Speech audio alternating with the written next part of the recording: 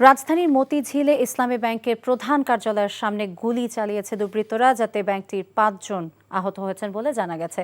ব্যাংকের কর্মকর্তা কর্মচারীদের দাবি, এসালম গ্রুপের লোকজন পরিকল্পিতভাবে তাদের উপর এই হামলা এবং গুলি চালায়। এই গোলাগুলির সঙ্গে জড়িতদের বিরুদ্ধে কঠোর ব্যবস্থা নেওয়া হবে বলে জানিয়েছেন অর্থ উপদেষ্টা ডক্টর সালেউদ্দিন আহমেদ। হাসানুল শাওনের রিপোর্ট। সম্প্রতি দেশে রাজনৈতিক পট পরিবর্তনের পর থেকেই ইসলামী ব্যাংকে অস্থিরতা বিরাজ করছে। ২০১৭ সালে ইসলামী ব্যাংকের নিয়ন্ত্রণ নেয় এসালম গ্রুপ। এরপর ব্যাংকটিতে ১০,০০০-এরও বেশি সংখ্যক কর্মকর্তা কর্মচারী নিয়োগ দেয় এসালম গ্রুপ, যা নিয়ে আপত্তি ছিল পুরাতনদের। রোববার সকালে তাদের বিরুদ্ধে প্রতিবাদ কর্মসূচিও পালন করছিলেন পুরাতন কর্মকর্তা কর্মচারীরা।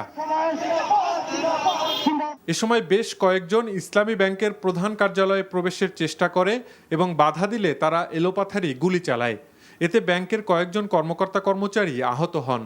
অবিলম্বে এই হামলা এবং ব্যাংকের অনিয়মের সাথে জড়িতদের বিচার চেয়েছেন ব্যাংকটির কর্মকর্তা কর্মচারীরা। ব্যাংকারদের উপরে তারা হামলা করছে, অতিরিক্ত গুলি, ছয়জন অলরেডি গুলিবিদ্ধ হয়েছে, তারা মুমূর্ষু অবস্থায় আছে, তারা হাসপাতালে আছে। হেড অফিস দখল করার জন্য যখন আসে, হেড অফিসের সামনে যারা কর্মকর্তারা ছিল তারা প্রতিরোধ গড়ে তোলে। ইন দ্য মিন টাইমে এসালমের সন্ত্রাসীরা আমাদের উপর গুলি চালায়। এ বিষয়ে সচিবালয়ে অর্থ উপদেষ্টা বলেছেন, এ ঘটনার সাথে জড়িতদের বিরুদ্ধে ব্যবস্থা নেওয়া হবে। গোলাগুলি চলতেছে ব্যাংক দখলকে কেন্দ্র করে। নলেজে আসছে ইসলামী ব্যাংকে নলেজে আসছে সোজাসুজি। আমি বলছি যে কেউ আইনের বাইরে থাকবে না। যে কেউ যদি করে থাকে ইমিডিয়েটলি তাদের আইনত অ্যাকশন নিতে হবে, যেই হোক। এ সময় অর্থ উপদেষ্টা কথা বলেন বাংলাদেশ ব্যাংকের গভর্নর, এনবিআর চেয়ারম্যান এবং বিএসইসির চেয়ারম্যান নিয়োগের বিষয়েও।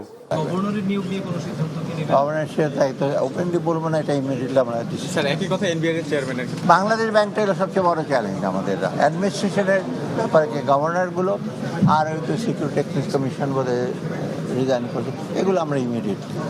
অন্যদিকে নতুন গভর্নর দায়িত্ব নেয়ার আগ পর্যন্ত ডেপুটি গভর্নরদের স্ব ক্ষেত্রে বাংলাদেশ ব্যাংকের দৈনন্দিন কার্যক্রম পরিচালনা করতে বলেছে অর্থ মন্ত্রণালয়।